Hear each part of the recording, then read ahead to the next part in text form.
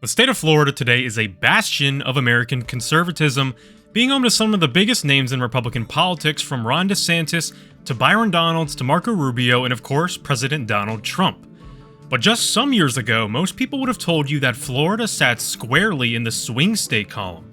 As recently as 2016, pollsters claimed Trump would lose the state by upwards of 10 points, and even in 2024, some pollsters tried to argue that Florida was still in play. Lo and behold, Trump would sweep the state by 13 whole percentage points. Compare this to 2016 and 2020, when he won by only 1.2 and 3.3 points, respectively, an increasing trend leading to an explosive rise in 2024. So, what happened? How did Florida become so conservative?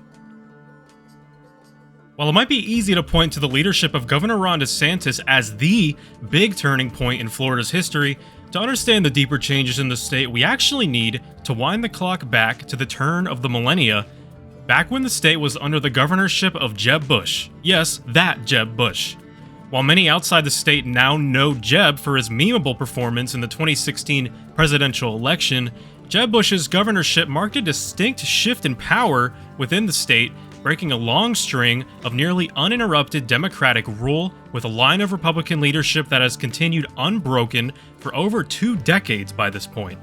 Bush laid the groundwork for a system that would be fleshed out in the years to come, and its key pillars were putting families first, promoting personal freedom, pushing business-friendly policy, and building close ties between the Florida GOP and the state's Hispanic community.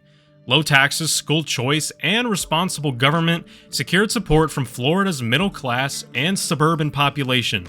And by the time Bush left office, Republicans dominated both chambers of the Florida legislature and held most of the statewide offices. Bush's somewhat controversial successor, Charlie Crist, would continue many of his policies, but it wouldn't be until the governorship of Rick Scott that the state took its next step toward the right. Under Governor Scott, the state of Florida doubled down on its positions of fiscal conservatism, small government, and transparency, as well as making the state more business-friendly. Scott's governorship boasts the creation of nearly 2 million jobs, dropping the unemployment rate from around 10% to a low of 3%, balancing that budget every single year, and slashing over $9 billion from the state debt. While Jeb Bush gave Florida a taste of what conservatism could do, Rick Scott showed the state how successful fiscal conservatism could be by improving the economic conditions Florida citizens face every day. But some would argue the man most responsible for shaping Florida's national personality and reputation was Governor Ron DeSantis. While Rick Scott may have been the face of Floridian fiscal conservatism, DeSantis would eventually become the face of Floridian cultural conservatism.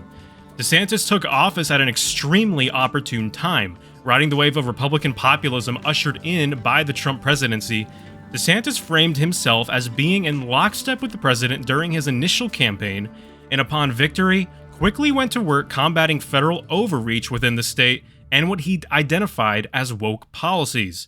Common Core, critical race theory, and gender identity theory were abolished or restricted in Florida schools, but probably the biggest contributor to Florida's rise to prominence as a conservative haven was how the state responded to the COVID-19 pandemic, and more specifically, the lockdowns that gripped the country and left many businesses struggling. In a matter of months, DeSantis opposed lockdowns affecting working-age people, rejected vaccine mandates, and refused to enforce mask mandates, allowing the state to reopen and save countless businesses in the process.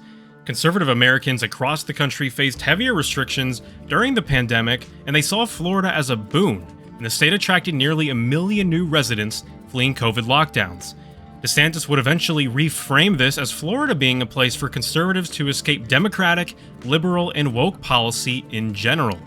A combination of policies, namely fiscal conservatism, small government, cultural conservatism, and especially their successful execution, contributed to winning over the Florida population and drawing new residents from across the country. Beyond that, demographic factors such as Florida's attractiveness as a residence for retirees, strong Christian values, and shifts among the Hispanic population against what some feared were socialist tendencies within the Democratic Party created in multiple Florida reliable voting blocs who support the state's move toward freedom, responsible government, opportunity, and family values. Thank you for watching. If you enjoyed this video, please consider liking and subscribing for more Florida content. This has been Eric Darty with Florida's Voice.